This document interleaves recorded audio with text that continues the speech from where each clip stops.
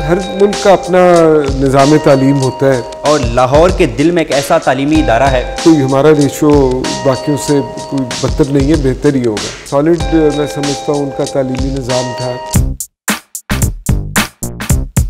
अस्सलाम वालेकुम, आप देख रहे हैं उर्दू पॉइंट। मैं असदुल्ला खान वज़ीर आपको खुश आमदीद कहता हूँ। नाजरीन, पंजाब में लाहौर वाक़ है, जिस इदारे में दाखिला लेने की ख्वाहिश हर इंसान रखता है, और इस इदारे में हर इंसान ये ख्वाहिश रखता है या तो वो इस इदारे से तालीम हासिल कर सके या फिर यहाँ पर दर्स व तदरीस के फ़राइज़ सर अंजाम दे सके। इस इदारे की एक शख्सियत मेरे साथ मौजूद है जिनको हुकूमत ने आपकी तालीमी और तहकीकी खिदमात के बिना पर सितारा इम्तियाज़ से नवाजा। यकीनन मेरी मुराद गवर्नमेंट कॉलेज यूनिवर्सिटी लाहौर के vice chancellor professor doctor Hasan Amir Shah साहब हैं। सर, बहुत शुक्रिया अपना कीमती वक्त देने के लिए। यकीनन आपके मसरूफियात काफ़ी ज़्यादा है। सर, आपको 12 साल हो गए गवर्नमेंट कॉलेज से वाबस्ता होने में, और आपने बाहर भी काफ़ी वक्त गुजारा है। तो आपका ओवरऑल एक्सपीरियंस कैसा रहा फॉरेन कंट्री में और पाकिस्तान में, खासतौर पर गवर्नमेंट कॉलेज यूनिवर्सिटी लाहौर में? Thank you very much. एक तो 12 साल नहीं हुए, 14 साल हो। 14 साल 12 साल मैंने यहाँ पढ़ाया फ़िज़िक्स डिपार्टमेंट में, और यहाँ वीसी के तौर पर 2 साल हो गए। सो इन ऑल 14 ईयर्स हो गए।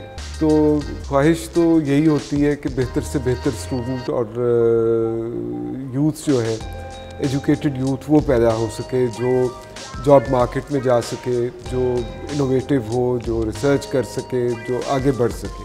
तो ये कोशिश तो यहाँ भी है, मगर ओवरऑल तालीमी निज़ाम में मेरा ख्याल है बहुत सी तब्दीलियों की ज़रूरत है। हमारा जो स्कूल से शुरू होता है तालीमी निज़ाम, वो बिल्कुल रट्टे के सिस्टम के ऊपर बेस्ड है, और उसमें बच्चों की जो क्रिएटिविटी है उसको उजागर नहीं किया जाता है। तो ये जो लोग स्कूल का निज़ाम को देखते हैं, ये उनके लिए एक बहुत बड़ा चैलेंज है कि वो इस निज़ाम को ठीक करें और बाकी दुनिया की तरह इसको भी अपने बच्चों को ज़्यादा उनका एक्सप्रेशन जो है वो रट्टे पर नहीं होना चाहिए, वो उनकी सोच डेवलप होनी चाहिए। आजकल लोग बहुत ज़्यादा बात करते हैं क्रिटिकल थिंकिंग की, तो ये जितनी यंग एज पर ये चीज़ें पैदा हों, उतना ही ओवरऑल तालीमी निज़ाम के लिए और यूनिवर्सिटीज़ के लिए भी ये बेहतर है। तो बहरहाल गवर्नमेंट कॉलेज यूनिवर्सिटी हमारी सबसे पुराना तालीमी इदारा है बरसगीर के इस खित्ते में, और इसकी बहुत सी खिदमात हैं। ये हम कहते हैं कि ये पूरी कौम को एजुकेट करता रहा है, पार्टीशन से पहले भी और पाकिस्तान बनने के बाद भी। और हमारा एक मैं समझता हूँ कि हम पूरे पाकिस्तान को रिप्रेजेंट करते हैं, क्योंकि यहाँ पर हर जगह से बच्चे पढ़ने आते हैं। आप भी हमारे यहाँ स्टूडेंट हैं, आप वज़ीरिस्तान से हैं, इस तरह फाटा से, KP से, सिंध से, बलूचिस्तान से बहुत स्टूडेंट्स आते हैं। तो दाखिले की बुनियाद बेसिकली मेरिट होते हैं, और उसमें कुछ कोटा सीट्स भी होती हैं जिसमें प्रोविंशियल कोटाज़ हैं, कुछ हम को करिकुलर और एक्स्ट्रा करिकुलर एक्टिविटीज़ के लिए भी सीटें रखते हैं। तो कोशिश यही होती है कि यहाँ पर आकर बच्चे को क्लासरूम के अलावा भी बहुत सारे मौके मिलें अपने आप को ग्रूम करने के लिए, अपने आप को बेहतर बनाने के लिए। तो उसके लिए हमारी डिफरेंट स्पोर्ट्स एक्टिविटीज़ हैं, बहुत एक्टिव हमारी सोसाइटीज़ हैं, और ड्रामेटिक सोसाइटी है, डिबेटिंग सोसाइटी है, हाइकिंग की क्लब है। इस तरह से कोई तकरीबन डिपार्टमेंटल सोसाइटीज़ हैं, तो ये 50-55 से ज़्यादा तादाद हो जाती है सोसाइटीज़ की। तो हम समझते हैं कि इस हवाले से GC मुनफरिद है कि एक बहुत ज़्यादा अपॉर्चुनिटीज़ वो अपने बच्चों को प्रोवाइड करता है उनकी ग्रोथ के लिए, और एक ओवरऑल उनकी पर्सनालिटी को डेवलप करने के लिए। सर, रशिया में आपका सफ़र कैसा रहा तालीमी? मैं रूस में रहा जी 6 साल, 73 से लेकर 79 तक, और उनका तालीमी निज़ाम उस वक़्त जो था वो ख़ासा मुख्तलिफ था, बाकी यूरोप से भी शायद काफ़ी मुख्तलिफ था। और आप दाखिल होते थे और आपको डिग्री 6 साल के बाद मिलती थी। उसमें लैंग्वेज भी 1 साल का होती थी, प्योरली लैंग्वेज, और प्लस अदर सब्जेक्ट्स, मगर मेन एम्फेसिस जो है वो लैंग्वेज पर होता था। तो बहुत सॉलिड मैं समझता हूँ उनका तालीमी निज़ाम था। इस चीज़ से आप अंदाज़ा लगा सकते हैं कि रूस ने, सोवियत यूनियन के उस वक्त के सोवियत यूनियन ने बहुत कम अरसे में बहुत कुछ अचीव किया। और साइंस और टेक्नोलॉजी के मैदान में देवर सेकेंड टू नन। अगर उनकी किसी के साथ कंपैरिजन होता था या बनता था तो वो सिर्फ यूनाइटेड स्टेट्स ऑफ अमेरिका के साथ था। इसी तरह कल्चर की फील्ड में उनकी बहुत शानदार बैले, ओपेरा, उनके जो लोकल मुकामी जो फोक डांसेस, ये सब चीज़ें बहुत तवज्जो दी जाती थी। वेरी वेल मतलब उनकी डेवलपमेंट बहुत ज़बरदस्त थी। इसी तरह स्पोर्ट्स के लिए एकेडमीज़ बहुत थी। आप देखें कि सोवियत यूनियन बहुत अरसा ओलंपिक चैम्पियन में इट वुड बी इधर नंबर 1 और नंबर 2 जो गोल्ड मेडल्स जो मिलते थे, तो मेहनत कराते थे। बड़ा फोकस सिस्टम था। और सबसे इंटरेस्टिंग चीज़ जो है कि हर इम्तिहान जो है वो ओरल एग्ज़ाम होता था, वाइवा की तरह होता था। आप एग्ज़ामिनेशन देने गए हैं, आपने हर क्वेश्चन पेपर के ऊपर कुछ 2 सवाल होते थे, आपने एक क्वेश्चन पेपर उठाया, उसको आपने आधा पौना घंटा प्रिपेयर किया और फिर आप जाकर टीचर के पास बैठ गए। वो आपको फिर क्वेश्चन करता था, ना सिर्फ उस क्वेश्चन पेपर के ऊपर मगर पूरे कोर्स में से वो इधर उधर से चीज़ें पूछ सकता था। तो एम्फसिस जो था वो चीज़ों को समझने पर था, कंसेप्चुअल था। और ये नहीं कि आप सिर्फ रट्टा लगाकर और उसको आपने उगल दिया एक ही दफ़ा में। और डिफरेंट तरीक़ों से जो जिन मुल्कों ने बहुत तरक्की की है उन्होंने यही कोशिश की है कि लोगों के कॉन्सेप्ट्स क्लियर हों, लोग रीजनिंग सीखें, क्रिटिकल थिंकिंग सीखें और प्लस अपने मटेरियल पर भी अबूर हासिल करें। तो इस लिहाज से जिस तरह मैंने आपको पहले कहा कि हमारे सिस्टम में इन चेंजेस की ज़रूरत है और ये स्कूल से ही शुरू होने चाहिए, ताकि जब एक तालिब इल्म यूनिवर्सिटी में आता है तो ये सारी उसके पास ये टूल्स जो है ये मौजूद होने चाहिए। सर, गवर्नमेंट कॉलेज पाकिस्तान के बेहतरीन इदारों में से एक इदारा है, लेकिन यहाँ पर इंटरमीडिएट का मेरिट बहुत ज़्यादा है या बाकी यूनिवर्सिटी लेवल पर भी। तो आप क्या समझते हैं ये जो नंबर की दौड़ लगी हुई है पाकिस्तान में, ये तालीमी निज़ाम कितना इफ़ेक्ट कर रही है?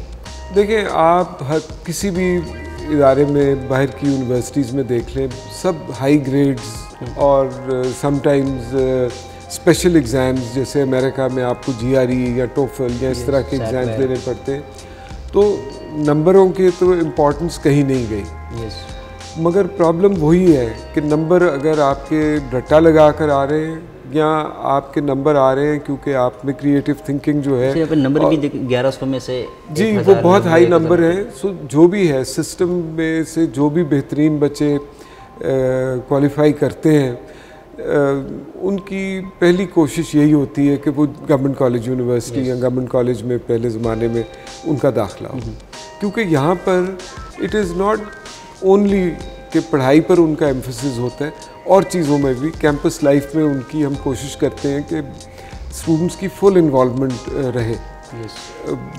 हर एक्टिविटी में कोई ना कोई हर एक को मौका मिलना चाहिए कि वो अपने पर्सनैलिटी को या उस चीज़ को, अपनी हॉबी को वो उस डायरेक्शन में भी डेवलप कर सकें। गवर्नमेंट कॉलेज में पाकिस्तान के बेहतरीन तालिब इल्म यहाँ पर आते हैं, मगर यहाँ पर 90% गवर्नमेंट के कॉलेज की सिर्फ बात नहीं कर रहा, बाकी भी इदारे ऐसे हैं जहाँ पर 90% तालिब इल्म को ये नहीं पता अगर वो डॉक्टर बन रहा है तो क्यों बन रहा है, अगर वो सिर्फ डॉक्टर इंजीनियर की तरफ क्यों लोग बच्चे तालिब इल्म वो बढ़ रहे हैं, बाकी पेशे में वो इतना इंटरेस्ट क्यों नहीं ले। तो गवर्नमेंट कॉलेज ने इस हवाले से कुछ, मेरा ख्याल है पिछले 100 साल से ज़्यादा की ये थिंकिंग जो है ये पेरेंट्स में, और ये है कि जो बेस्ट प्रोफेशन है वो डॉक्टर और इंजीनियर की है। बहुत अच्छी प्रोफेशंस हैं, मगर जैसे जैसे दुनिया ने तरक्की की है बहुत सी और फील्ड्स भी निकल आई हैं, और उनमें भी बहुत पोटेंशियल है आगे बढ़ने का।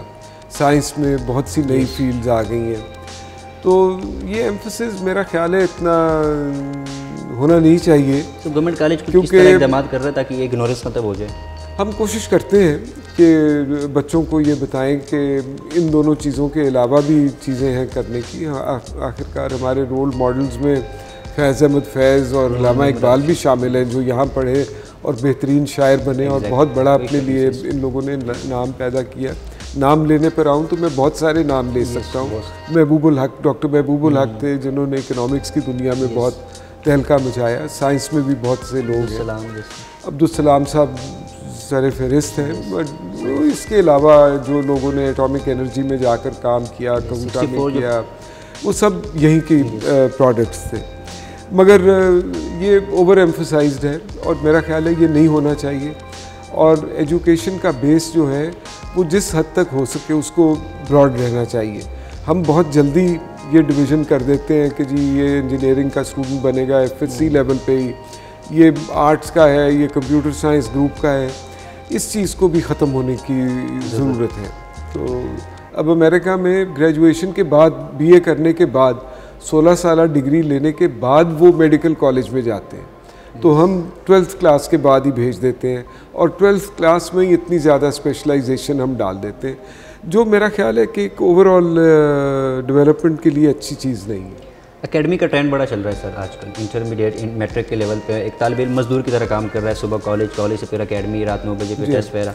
तो इस सिस्टम को किस तरह खत्म किया जा सकता है? डिस्करेज करते हैं क्योंकि हम ये समझते हैं कि अगर बच्चा, ये जो स्टूडेंट है, बच्चा तो नहीं कहना चाहिए, स्टूडेंट जो है अगर वो अपनी पूरी क्लासेस अटेंड करता है तो उसको किसी और फालतू कोचिंग की ज़रूरत नहीं होनी चाहिए। मगर एक भेड़चाल है जो चली हुई है, हर पेरेंट्स ये सोचते हैं कि अगर ये एकेडमी ना गया तो शायद इसका आगे दाखिला जो है वो मुश्किल हो जाए। तो ये ऐसा तो नहीं है कि जो कॉलेजेस है वहाँ पे तालीम इस तरह नहीं दी जाती, या एटलीस्ट यहाँ पर तो हमारी कोशिश यही होती है कि टीचर्स जो है वो तालीम प्रॉपरली दें और ताकि एक्स्ट्रा ट्यूशन की और कोचिंग की ज़रूरत ना पड़े। और टीचर्स को ये भी इनकरेज किया जाता है कि ये अदर देन क्लास आवर्स उनको वैसे भी कोई टाइम उनका होना चाहिए कि वो आप टीचर के पास जाते हैं, वो आपको टाइम देते हैं। अगर आपकी हेल्प की ज़रूरत है या कोई चीज़ नहीं समझ आई तो teachers are sort of its part of their duty कि वो ये करें। तो एकेडमीज़ की बहरहाल एक अपनी। आपको लगता है कि मुस्तकबिल में ख़त्म हो सकते हैं? ख़त्म होते होते टाइम लगता है क्योंकि सिर्फ एक इदारे की बात नहीं है कि सिर्फ यहाँ से स्टूडेंट जाते हैं, जो कमज़ोर कॉलेजेस हैं जो सबसे जाते हैं, तो कमी होती है तो जाते हैं, मगर कुछ ये ज़रूरत से ज़्यादा इसकी अहमियत बन गई है, इतनी होनी नहीं चाहिए। सर गवर्नमेंट कॉलेज में अगर देखा जाए तादाद तालिब इल्मों की 13,000 कम व बेश, फ़ैकल्टी की तादाद कम है, तो आप जब से आप वाइस चांसलर के फ़राइज़ अंजाम दे रहे हैं तो किस तरह इन चीज़ों को बैलेंस कर रहे हैं आप? हाँ जी, एक तो ठीक है, तालीम स्टूडेंट्स की तादाद 12,000 से ऊपर है, 13 तो नहीं हुई अभी, मगर हम अपनी फ़ैकल्टी में परमानेंट फ़ैकल्टी की भी हायरिंग करते रहते हैं। मेरे आने के बाद मेरा ख्याल है 4 या 5 सिलेक्शन बोर्ड्स हुए हैं और मगर वो भी कई दफ़ा हमारी ज़रूरत नहीं पूरी करते, तो हम फिर कॉन्ट्रैक्ट पर भी लोग ले लेते हैं ताकि क्लास का साइज़ एक हद से तजावज़ ना करे। तो अगर हम सारे टीचर्स को कैलकुलेट करें जो परमानेंट फैकल्टी है प्लस जो विजिटिंग है या सीनियर प्रोफेसर्स हैं, रिटायरमेंट के बाद कई लोग हमारे पास हैं, तो टोटल तादाद को 500 के लगभग बन जाते। तो ये काम हो रहा है, काम हो रहा है। और ये थोड़ा सा फंडिंग का भी मसला होता है कि आप जब हायर करते हैं किसी को परमानेंटली तो उसकी पेंशन की कंट्रीब्यूशन भी देते हैं, उसकी तनख्वाह भी देते हैं, तो वो हमारी फाइनेंशियल जो हेल्थ है उसके साथ ये चीज़ जो है ये जुड़ी होती है। School of mathematics and sciences जो आप गवर्नमेंट कॉलेज से मुंसलिक है जी, काफ़ी कुछ पिछले अरसे से फ़ाल नहीं है, तो इसके लिए आप काम कर रहे हैं कि कब तक बाकायदा काम करना शुरू हो जाएगा? 3-4 साल पहले वो एक बहुत बड़े क्राइसिस में से मैं समझता हूँ गुजरा। उसमें बहुत सी वजूहत थी कि जो HEC की फॉरेन फैकल्टी स्कीम थी जिसके थ्रू मेनली वो सेंटर जो है वो सपोर्ट होता था, क्योंकि ये it was not like an ordinary department, ये एक स्पेशलाइज्ड इंस्टीट्यूट था जो अंडर स्पेशल कंसिडरेशंस वो बनाया गया था और उसने बहुत से PhDs प्रोड्यूस किए हैं, मतलब उनकी 100-150 से ज़्यादा तादाद बन जाती है। फिर HEC का फॉरेन फैकल्टी हायरिंग प्रोग्राम ख़त्म हो गया, तो बहरहाल हम कुछ अपने सोर्सेज से और जो short term foreign faculty hiring है वो भी थोड़ा मंदा पड़ गया था, मगर दैट इज़ नाउ वो रिस्टोर हो चुका है। और एक कुछ पीरियड ऐसा था कि वहाँ ना कोई टीचर था और ना कोई DG था, डायरेक्टर जनरल, तो अब ये कमी जो है ये काफ़ी it's moving in the positive direction और मेरा ख्याल है वो मैथमेटिक्स के लिए बहुत बेहतरीन जी काम ऑलरेडी शुरू हो गया हुआ है और जो जब हमने रीवैम्प किया उसके नताइज भी आने शुरू हो गए सामने। क्योंकि सर आपका ताल्लुक भी साइंस के शोबे से हैं जी, तो यहाँ पे जितने भी साइंस के तालिब इल्म हैं वो अदब से बहुत दूर रहते हैं, तो ये क्या वजह है साइंस में कोई वो मेरा ख्याल है जी वो यही है कि जो एक हम ब्रॉड बेस्ड एजुकेशन नहीं रखते हैं। स्कूल लेवल पर भी आप देखें कि मैट्रिक में ही ऑलरेडी फैसला हो जाता है कि ये साइंस का तालिब इल्म है या आर्ट्स का, सोशल साइंसेस का है। तो वो चीज़ ख़त्म हो, इसलिए मैं समझता हूँ कि ये लाजमी है कि ये ब्रॉड बेस्ड एजुकेशन हो, ताकि एक स्टूडेंट जब यूनिवर्सिटी छोड़े तो उसको पूरी दुनिया के बारे में आइडिया होना चाहिए। तो बहरहाल ये है कि एक इशू है कि मगर फिर भी आपको लोग मिल जाते हैं। इसके ऊपर हम करते हैं इन्हीं सोसाइटीज़ के थ्रू डिफरेंट लेक्चर्स जो ऑर्गेनाइज किए जाते हैं, जिसमें फ़र्क किस्म के लोग आते हैं। तो ये साइंस के तालिब इल्म भी उसमें हिस्सा लेते हैं, ताकि लोगों के और शौक़ भी जो है वो पैदा हो। और फिर कई दफ़ा आप देखते हैं कि कोई शायर भी निकल आया साइंस के डिपार्टमेंट से, आर्टिस्ट भी निकल आते हैं। सो ये एक माहौल देने की बात है। पहले रटे सिस्टम के बारे में बात की, क्योंकि पाकिस्तान में कंसेप्चुअल स्टडी का बहुत ज़्यादा फुकदान है। तो आप क्या समझते हैं कि किस तरह हम इस सिस्टम को चेंज कर सकते हैं ताकि बच्चे जो है वो कंसेप्चुअल स्टडीज़ की तरफ आ जाए, ना कि रटा सिस्टम के? वो जो है ना, इम्तिहान का निज़ाम और इम्तिहान किस तरह से लेना चाहिए उसके ऊपर डिपेंड करता है। अगर आप इम्तिहान में डिमांड ही ये कर रहे हैं कि वो बच्चा एक किताब में से रट्टा लगा कर आकर वही चीज़ वहाँ रिप्रोड्यूस कर दे, तो वो तो रट्टा ही लगाएगा।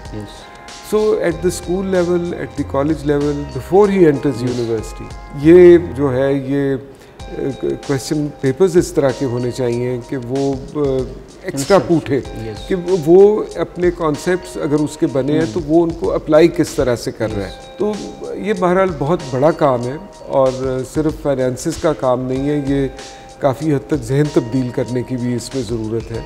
टीचर्स को बहुत ज़्यादा हार्ड वर्क करना पड़ेगा और ताकि ये एजुकेशन में ये तब्दीली जो है वो आए। कुछ लोग सर गवर्नमेंट कॉलेज को तनकीद भी करते हैं कि सिर्फ इसे कॉलेज तक महदूद रहना चाहिए था, ना कि यूनिवर्सिटी। तो आप इस हवाले से क्या कहते हैं? नहीं, मेरा ख्याल है चीज़ों की ग्रोथ होती है, और जब गवर्नमेंट कॉलेज बना था 1864 में, शायद तब भी ये प्लान में था कि ये इस्टेब्लिश हो जाएगा तो ये यूनिवर्सिटी बन जाएगी, बट बहरहाल कई दफ़ा तारीख रुख अपना फ़र्क कर लेती है। तो इसलिए अब as a university we are doing quite well कि हमारी रिसर्च आउटपुट ठीक ठाक है, अच्छी खासी है। सो मेरा ख्याल है ये अच्छा है कि क्योंकि वरना अगर आप कॉलेज रहते हैं तो आपकी सिर्फ एक किस्म की हॉरिजॉन्टल होती है मोबिलिटी कि आपने कोई नया सब्जेक्ट ऐड कर दिया, आप ये कर दिया। But after becoming a university हमारे यहाँ बहुत वर्टिकल मूवमेंट हुई है। एमफिल प्रोग्राम बहुत वेल इस्टेब्लिश्ड है, पीएचडी में भी बहुत हैं। लास्ट ईयर कॉन्वोकेशन से 50 से ज़्यादा पीएचडीज़ की डिग्रीज़ जो हैं वो दी गई डिफरेंट शोबों में, उसमें फ़िज़िक्स, मैथमेटिक्स, केमिस्ट्री, हिस्ट्री, सब सब्जेक्ट्स में। और इस दफ़ा मेरा ख्याल है हमारा नंबर जो है जो आइंदा जल्दी 1 महीने 1.5 महीने में हमारी कॉन्वोकेशन हो जाएगी, तो मेरा ख्याल है 80 के करीब हमारी पीएचडी डिग्रीज़ जो है वो दी जाएंगी। इसी तरह एमफिल प्रोग्राम, उसमें भी हमारी डिपार्टमेंट्स बहुत एक्सपैंड कर गए हैं और बहुत से एमफिल जो हैं डिफरेंट मज़ामीन में वो प्रोड्यूस हो रहे हैं। सर पीएचडी की बात की तो गवर्नमेंट कॉलेज में डॉक्टर्स की बहुत ज़्यादा तादाद इतनी कम नहीं लेकिन कम है प्रोफेसर्स की, और जो बाकी यूनिवर्सिटीज़ को तरजीह देते हैं वहाँ पे फैसिलिटीज़ है। तो आपके पास फंड्स कम आते हैं या आपके पास सहूलियात कम है? हमारे पास अगर हम जीसीयू को 2 हिस्सों में तकसीम कर दें, एक इंटर वाला हिस्सा और एक यूनिवर्सिटी वाला हिस्सा, तो जो टीचर्स यूनिवर्सिटी टीचिंग में इन्वॉल्व हैं वो ज़्यादातर स्पेशली साइंस शोबों में तो वो सिर्फ पीएचडीज़ ही हैं। और अब सोशल साइंसेस में भी हम देख रहे हैं कि ये रुझान जो है ये बढ़ रहा है। हिस्ट्री में बहुत अच्छे पीएचडीज़ आ गए हैं हमारे पास, साइकोलॉजी बहुत एक्टिव है। इस तरह लेटली हमारी इकोनॉमिक्स डिपार्टमेंट में बहुत एडिशंस हुई हैं। तो हमारी पीएचडीज़ की तादाद, of course everyone should be A PhD जो यूनिवर्सिटी में पढ़ा रहा है, मगर अब अगर आप रेशियोज़ के साथ कंपेयर करें, कोई हमारा रेशियो बाकियों से कोई बदतर नहीं है, बेहतर ही होगा। वैसे एक ओवरऑल शॉर्टेज है। पंजाब हायर एजुकेशन कमीशन के मुताबिक 6000 पीएचडीज़ होने चाहिए पंजाब की मौजूदा सेटअप में यूनिवर्सिटीज़ में। तो मेरा ख्याल है कि कुछ 2500-3000 पीएचडीज़ हैं इधर। So there is still a shortage जो पूरे करने की ज़रूरत है, और वो ना सिर्फ इस यूनिवर्सिटी के लिए मगर तमाम तर हायर एजुकेशन शोबे में जो यूनिवर्सिटीज़ इन्वॉल्व हैं उनके लिए भी। तो ये ओवरनाइट तो नहीं हो जाता। जब से हायर एजुकेशन कमीशन बनी और ये सब चीज़ें होनी शुरू हुई तो बहुत बड़ा फ़र्क आ गया है लोगों की क्वालिफिकेशन। सर आखिरी सवाल मैं आपसे करूँगा, स्टूडेंट पॉलिटिक्स के हवाले से आप क्या कहते हैं कि इससे होना चाहिए या नहीं? और दूसरी बात जो मैं आपसे करना चाहूँगा वो ये है कि गवर्नमेंट कॉलेज वो वाहिद इदारा है पाकिस्तान के उन इदारों में से जहाँ पे स्टूडेंट्स पॉलिटिक्स नहीं, इस तरह कोई सियासी मजहबी जमातें नहीं है, तो आपने इन चीज़ों पर किस तरह काबू पाया है और जहाँ पर ये चीज़ें पाई जा रही हैं उसकी तरह रोका जा सकता है? देखिए, स्टूडेंट पॉलिटिक्स और जो बाहर सियासी जमातें हैं उनकी नुमाइंदगी यहाँ होना, इसमें बहुत फ़र्क है। वी डोंट इनकरेज कि बाहर की तंजीमें जो हैं वो आकर यहाँ अपने ग्रुप्स बनाएं, क्योंकि हमारा प्राइमरी फोकस टीचर्स का भी और स्टूडेंट्स का भी यही होना चाहिए कि हम पढ़ाने आए हैं, वो पढ़ने आए हैं। तो पहले ये सब काम हम अच्छी तरह से कर लें, then we can think about और चीज़ों के बारे में भी हम सोच सकते हैं। इस वक्त ऑफिशियली तो बहुत अरसे से बैन लगा हुआ है स्टूडेंट तंजीमों के ऊपर, मगर बहरहाल ऑपरेट करती हैं कहीं कहीं वो। मगर इस वक्त आप जहाँ स्टूडेंट तंजीमें मौजूद हैं, आप वहाँ हालात भी देख सकते हैं कि वहाँ फायर आर्म्स भी हैं, वहाँ लड़ाई झगड़े भी होते हैं। हालिया में पिछले 2-3 माह में अगर आप नज़र डालें, पंजाब यूनिवर्सिटी में प्रॉब्लम रहा, कायदे आज़म यूनिवर्सिटी में प्रॉब्लम रहा। हम कोशिश यही करते हैं कि हम इस चीज़ से थोड़ा सा, यहाँ पे इस बात से खुश भी काफ़ी है कि यहाँ पर इस तरह कोई चीज़ नहीं है, बड़ा फ्रेंडली इन्वायरमेंट है यहाँ पे। और उसका ये है कि students must be kept engaged. Yes, अगर हम क्लास पढ़ाकर और बंद कर देंगे तो शायद ज़्यादा चांसेस हों कि इस तरह की उल्टी सीधी एक्टिविटी जो है वो शुरू होगी। मगर अगर स्टूडेंट्स कैंपस लाइफ में और तरीक़ों से भी इन्वॉल्व हैं, जैसे करिकुलर, को करिकुलर, एक्स्ट्रा करिकुलर एक्टिविटीज़ हैं, तो फिर चांसेस कम होते हैं। तो बहरहाल हमारी फैकल्टी में भी इस तरह के ट्रेंड्स नहीं हैं। दूसरे इदारों में फैकल्टीज़ में भी इस तरह की ग्रुपिंग जो है वो बहुत स्ट्रॉन्ग है। हमारी खुशकिस्मती है कि यहाँ पर ये नहीं है। सर आखिरी कोई मैसेज देना चाहें पाकिस्तानी कौम को? मेहनत करें जी, जो हम रोज़गार कमाते हैं उसको हम पूरी तरह से हमको उसको जस्टिफाई करना चाहिए। ये नहीं होना चाहिए कि मुझे नौकरी मिल गई है, बस तनख्वाह लगी हुई है, मैं काम पूरी तरह करूँ या ना करूँ। किसी भी शोबे में आप हो, टीचिंग में हो, एडमिनिस्ट्रेशन में हो, किसी प्राइवेट इदारे में काम कर रहे हो, तो we should give it our best shot. और अगर सारे पूरी मेहनत करेंगे तो मेरा ख्याल है हालात बेहतर होंगे। बहुत शुक्रिया अपना कीमती वक्त देने के लिए। Thank you very much. जी जी, हमारे साथ मौजूद थे vice chancellor government college university Lahore professor doctor Hasan Amir Shah साहब। अपना फीडबैक ज़रूर दीजिएगा। अगले प्रोग्राम तक असदुल्ला खान वज़ीर को उर्दू पॉइंट से दीजिएगा इजाज़त। अल्लाह हाफ़िज़ नासिर।